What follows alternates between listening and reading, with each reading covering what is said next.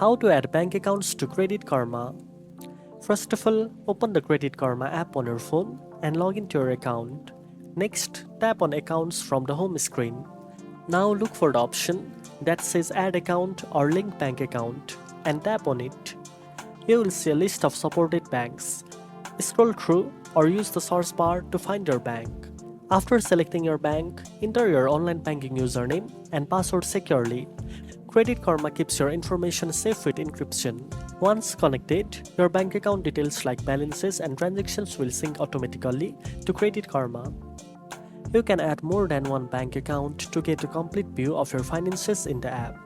Linking your bank account helps Credit Karma provide better financial tools and personalized advice. Now you know how to add bank accounts to Credit Karma. If you found this video helpful, don't forget to like, share and subscribe for more financial tips. Thanks for watching and I'll see you in the next one.